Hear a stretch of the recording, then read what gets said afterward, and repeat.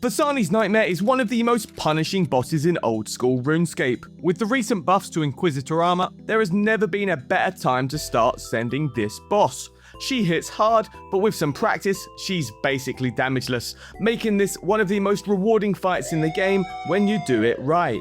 Phosani is the solo hard mode version of Nightmare. There are no teammates to help you deal with the extra spawns and special mechanics. Any safety net is gone. If you've already followed my regular Nightmare guide, you've got a head start. You know the mechanics, you know the prayers. If not, check that out. It's worth getting some practice there first. But even if you think you're a Nightmare expert, Phosani's doesn't forgive mistakes the way regular Nightmare does. I try to keep my guides accessible and sweat-free. I'm not going to overload you with stats and niche techniques, but I'm not going to bullshit you either. You need to execute these mechanics pretty flawlessly, or you're getting slapped out of this boss fight pretty damn quickly. I know this is a long video, so if you're after some specific information, use the timestamps to find what you're after. The firm requirements are simple. You only need Priest in Peril completed to access Mauritania. That's it for the non-optional stuff. That said, this is not a beginner boss. I'd recommend at least 95 attack, strength, magic and HP with 85 defense and 70 prayer.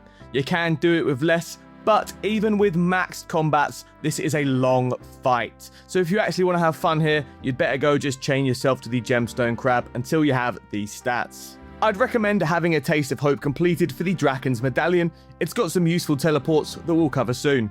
When you're picking gear, if you look at the wiki or a lot of other guides, you're probably going to see massive switches and best in slot gear. You don't need that.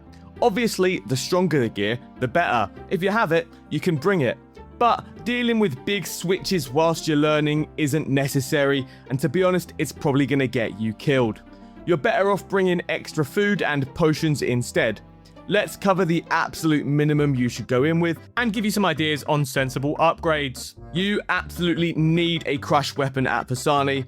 Phosani, like regular Nightmare, is super tanky. You need to take advantage of her weakness. For the rest of your gear, stack strength and crush accuracy wherever you can. Defense honestly doesn't matter. She's going to hit you harder than Eevescape hits his wife anyway, so just don't even look at those numbers. Here is the absolute minimum setup I'd recommend, with some upgrades you should pick up if you've got the extra cash. An Abyssal Bludgeon is the cheapest weapon I would recommend. It's pricey, but the rest of this setup is extremely budget friendly. You could go cheaper with a Zamarakian Hasta or Vigora's Chain Mace. I tried this, and for me, it's just too inaccurate. The kill time in this gear is going to be around 10 minutes as it is. An Inquisitor's Mace or a Scythe of Vatur are the top tier options. The Helmet of Nitisno, Fighter Torso, and Obsidian Legs are all classics for their cheap strength bonus. Oathplate, Torva, and Bandos are good upgrades. Inquisitors is best in slot. An Amulet of Torture is the obvious choice. The extra accuracy and strength goes hard, but I'm going to recommend the Blood Fury. It's genuinely a really good option for that extra HP sustain whilst you're learning. In the budget setup, I'd advise that you use a mythical cape. You can go with a fire cape, and it makes sense to think that's a good idea. Strength is usually king, but at this boss in a budget setup, we need all the crush bonus that we can get to get past Phosani's high defense level. If you have enough crush bonus on the rest of your gear, a fire cape or infernal cape will be fine. Bring any blessing you like. Ferocious Gloves have an awesome crush bonus. You can get away with barrows if you have to, but you'll definitely feel the difference. Dragon Boots are perfectly fine. Primordials or a Vernix if you want to push further. A Berserker Ring Imbued is a solid starting ring. Ultor is a straight upgrade, but I can't afford one of those. Lightbearer is actually pretty nice if you can splash out on a decent spec weapon. For your Mage Switches, magic accuracy is completely useless here. The totems that you'll need to kill have no stats. All that matters is magic damage. A Trident of the Seas is good enough, and an Iac is huge. Loads of options in between. Like the Blood Fury, a Sanguine SD Staff is a great option for its healing benefits. I bring a 4-way switch, a weapon, a cult necklace, tormented bracelet, and imbued god cloak. You're guaranteed to hit when you're using magic in this fight. Accuracy doesn't matter, so just stack that magic damage boost as high as you can with as few switches as possible. One thing you really don't want to skip is a fast-hitting ranged weapon for the Sleepwalkers. A Toxic Blowpipe is perfect, no other range switches needed, just the weapon. Let's cover spec weapons. The Voidwaker is crazy for trivializing the final phase. A guaranteed hit spec can end the fight before it gets messy. Dragon Claws or Burning Claws are solid alternatives. But here's what I do. I'd recommend just bringing a Saradomin Godsword. It heals you and restores your prayer.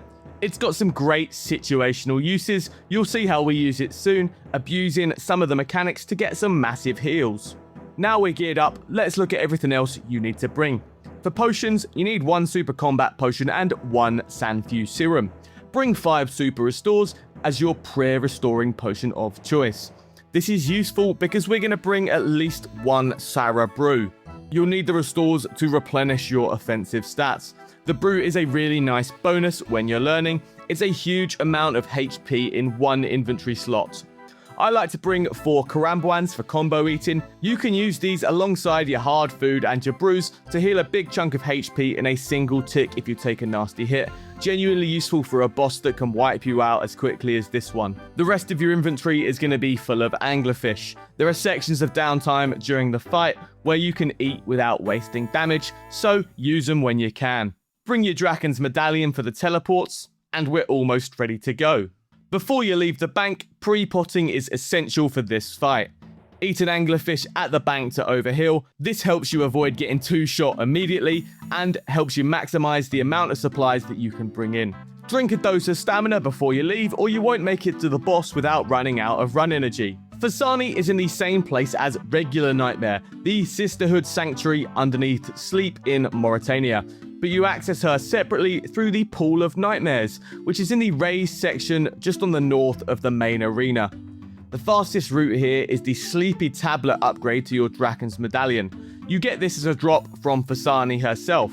But until you get that, a Draken's Medallion teleport to Versinhaza, then running north and east into Sleep, is the best way here. If you don't have a Taste of Hope completed, an Ectofile to the Ectofuntus, then paying Andras 10k for the boat to Sleep is the other option. If you die here, Sister Senga outside will hold your items for a 60k reclaim fee. Nice and cheap. We're about to get into everything you need to actually survive this fight.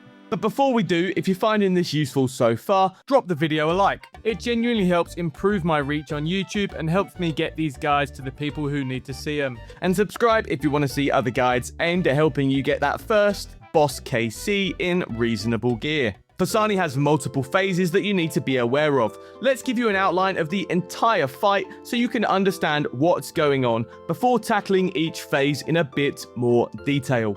She'll alternate between a blue shield phase and a green HP bar phase, with a final Enrage phase at the end. I've got the full order of the fight on screen right now. This is important to remember. Let's break down what you actually need to do in each phase. During the blue shield phase, you can attack Phosani directly with melee attacks. Just like any other fight, click boss, do damage. When she hits 0, she'll transition to a green HP bar phase. During the green HP phase, you attack the pillars with magic to charge them up. When the totems are all charged, they'll absolutely annihilate Nightmare's HP bar and send you into the Sleepwalker intermission phase. You need to kill all of the Sleepwalkers before they reach Phosani, or you'll take some big damage. This is the most lethal part of the entire fight when you don't know what you're doing, but I've got a foolproof method for you coming up when we start talking about the individual mechanics. This cycle occurs 3 times, then you need to deal with the Enrage phase, essentially just dealing as much damage to Phosani as quickly as possible while Sleepwalkers run at her and heal her up. This new phase isn't in the regular Nightmare fight. Most people will panic here and die on an early run, but it's honestly not as bad as it looks once you get to grips with it. Let's break down each individual mechanic. She has 3 normal attacks. These occur automatically with every hit, and each corresponds to a different combat style. The Pink Blossom is a magic attack, pray mage for this. The Bones Cracking is a ranged attack, pray ranged. And the Front Swipe is melee. You can pray melee for this, or you can actually just move out of the way. Praying melee is the smarter and more reliable choice. This attack happens faster than the other 2 attacks. Camping with pray melee up and only switching to magic or ranged when you need to is a good trick to make sure you don't get caught off guard. Using the audio cues as well as just the visual ones is really helpful for dealing with these. During the third phase, the final one before the Enrage, you'll notice that your prayer gets turned off every time she attacks. You need to enable the prayer after the attack animation for the next attack starts. This prevents you from just camping a single prayer and surviving through good RNG. She's also got special attacks. The Grasping Claws mechanic can occur in every phase, and it is the mechanic that will generally fuck you up for most learners. She shoves her fists into a black portal underneath her. Smaller portals will spawn around the room, and you need to be off all of these black circles before the claws come out. Standing on one hits for 55 to 65 damage. The key technique to learn here is corner camping. You position yourself on a corner tile of the boss, and when the claws appear, you step under the boss onto one of the corner tiles immediately. Generally, the black holes don't spawn under Phosani. I said generally, sometimes they do if your timing isn't perfect, but you're way more likely to be safe here. Practice it and you'll get a feel for it. The rest of the mechanics get spread out between phases 1 to 3. There are 2 special attacks during each phase. There is some kind of method as to how they're spread out, but it's semi-random. The best way to deal with each mechanic is to just learn each one inside out and react to it as it occurs. But I've got the pools of special attacks that each phase can pull from on screen now if you want to be that extra bit prepared. The Husks. You'll be frozen in place and 2 Husks will spawn. The big boy will hit you with range and the little skinny one will hit you with magic. Just kill these as quickly as you can. Any crush weapon hits them for max hit, so they go down fast. Don't panic if you see the grasping hands show up during this phase. They can't spawn under you whilst you're frozen.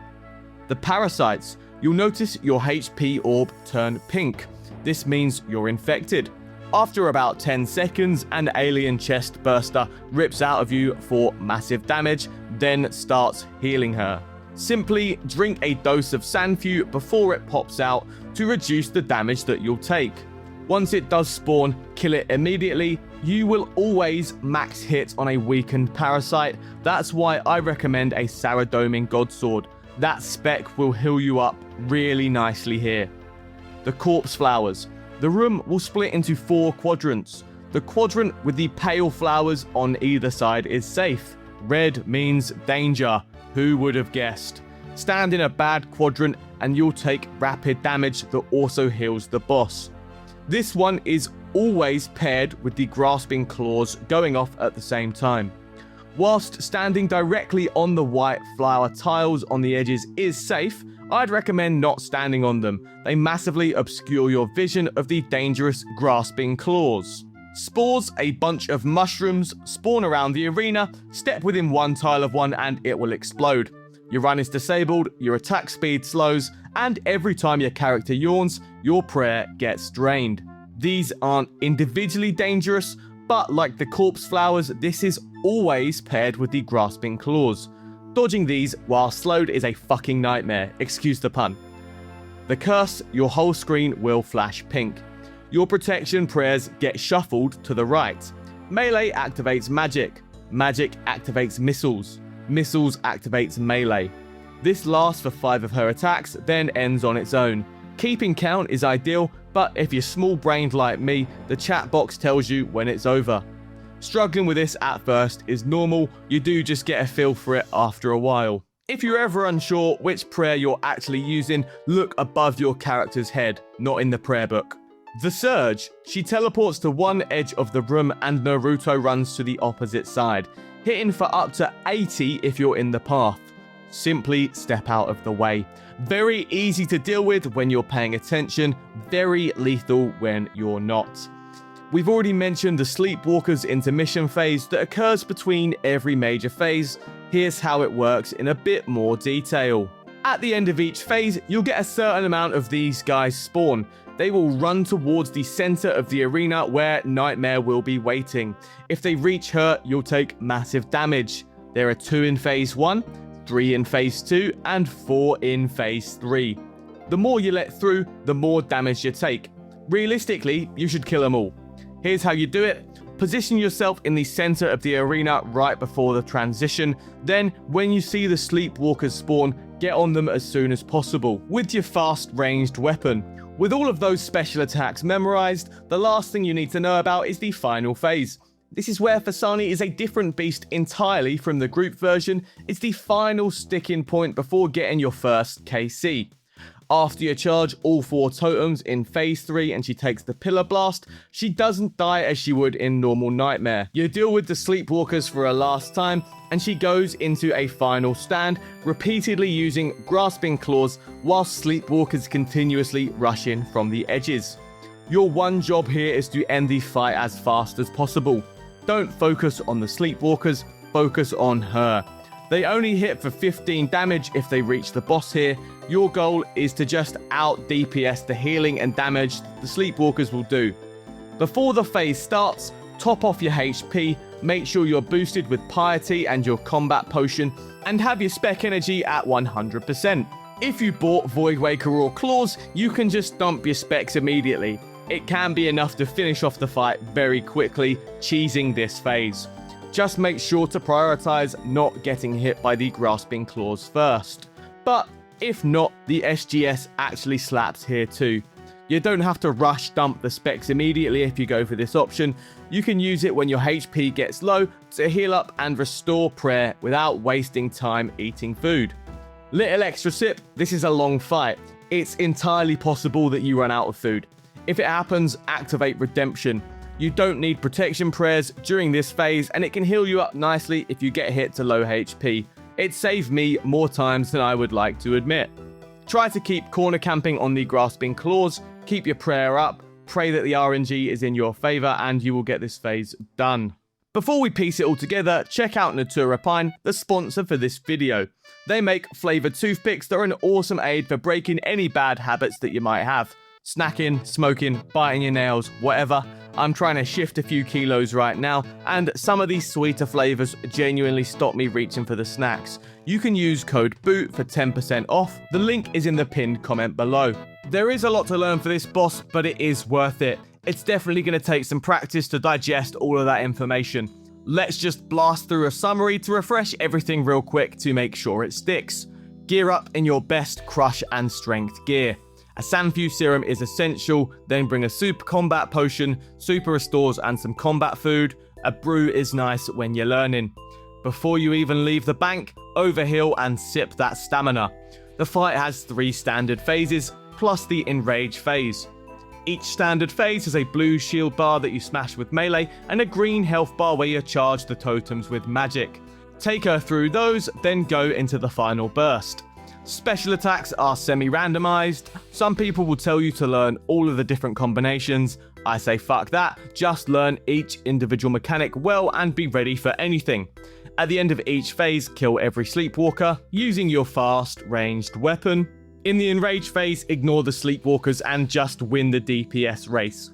You will need to be fully locked in on the prayers and movement to get this boss down. That should be everything you need to know to kill Phosani's Nightmare. Any questions, let me know in the comments or get involved in the Discord server. We've got plenty of pros that can help you out. I've been learning this boss live on Twitch recently, so come check me out there.